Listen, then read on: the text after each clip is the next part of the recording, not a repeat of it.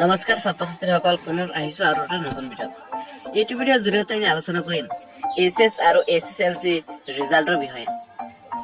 যিসকল ছাত্ৰই 2024 চনত এইচএছ পৰীক্ষা দিছে আৰু মেট্ৰিক এছএছএলচি দিছে, সেইসকল ছাত্ৰৰ বাবে এই ভিডিঅ'টো অতি গুৰুত্বপূৰ্ণ হ'বলৈ গৈছে। তোমালোকে এই ভিডিঅ'টো ক্লিক নকৰাকৈ সম্পূৰ্ণ চোৱা। মই আশা কৰোঁ তোমালোকে এই ভিডিঅ'টোত বহুত গম পাই যাবা যে ৰিজাল্ট কেতিয়া দিব। মেট্ৰিক বা এইচএছ পৰীক্ষা দিয়াৰ পাছত বহুত ছাত্ৰ ছাত্ৰী বাট চাই আছে যে ৰিজাল্ট কেতিয়া দিব। বহুত ছাত্ৰ ছাত্ৰী ভাবি আছে বিহুৰ আগত বা বিহুৰ পিছত বা ভোটৰ আগত বা ভোটৰ পিছত ৰিজাল্ট দিব বা মে মাহত। বহুতে কনফিউজ হৈ আছে, কিন্তু এই বিষয়লৈ কোনো চিন্তা কৰিব নালাগে, কাৰণ ৰিজাল্ট ভোটৰ আগত বা ভোটৰ পিছত বা বিহুৰ আগত বা বিহুৰ পিছত নিদিয়ে।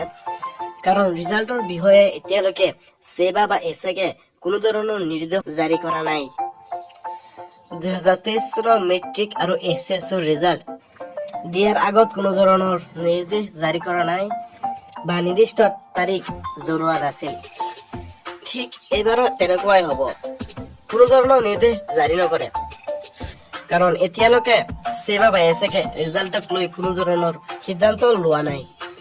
কিন্তু ইয়াৰ আগতে বহুতে কৈ আছে যে মে মাহত ৰিজাল্ট দিব বা ভোটৰ আগত ৰিজাল্ট দিব বা বিহুৰ আগত বা পিছত ৰিজাল্ট দিব, কিন্তু এই বিষয়ে সেবাই বা এছেকে কোনো ধৰণৰ নিৰ্দেশ জাৰি কৰা নাই। ৰিজাল্ট কেতিয়া দিব সেইটো তাৰিখ ফিক্স নকৰে, যিদিনা ৰিজাল্ট দিব সেইদিনা হঠাৎকে জনাই দিব টুইটাৰৰ মাধ্যম দি। সেয়েহে এই বিষয়লৈ কোনো ধৰণৰ চিন্তা কৰিব নালাগে, যিদিনা ৰিজাল্ট দিব সেইদিনাই প্ৰকাশ কৰিব। আশা কৰোঁ এইটো ভিডিঅ'ৰ জৰিয়তে তোমালোকে বুজি পাইছা যে ৰিজাল্ট কেতিয়া দিয়া হ'ব।